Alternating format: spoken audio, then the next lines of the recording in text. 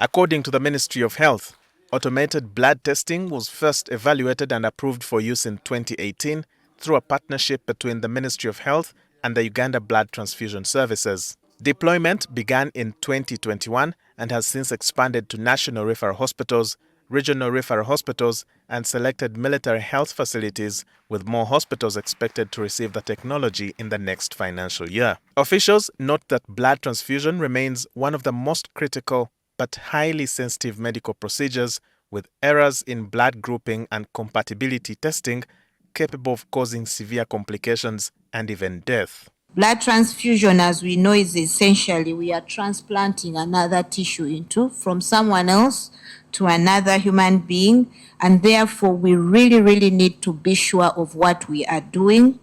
We take it for granted. When you hear bone marrow transplant or tissue transplant, a lot of care is taken, and we ignore this common transplant that we usually do. So we need to place a lot of accuracy and quality assurance as we do this for purposes of patient safety.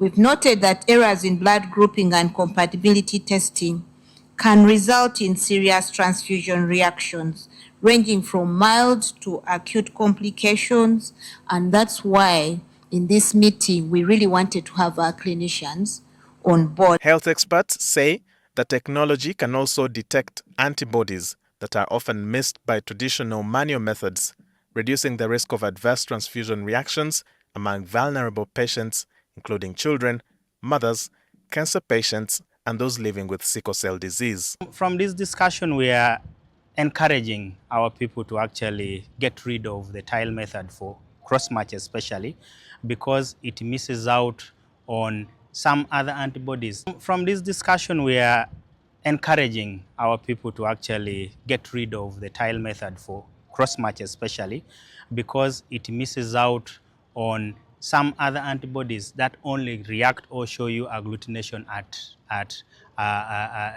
37 degrees. We call them warm reacting antibodies, or the immunoglobulin G.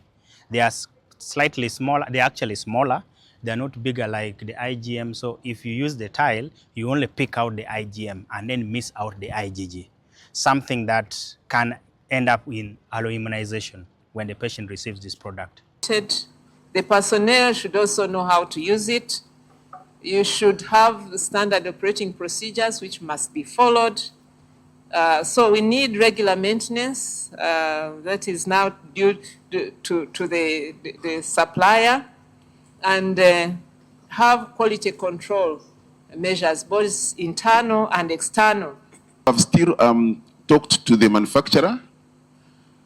They are looking at how best we can use another 2 or 3 minutes, but at the moment we have the from 15 minutes, of course, 23 minutes, depending on what you are testing.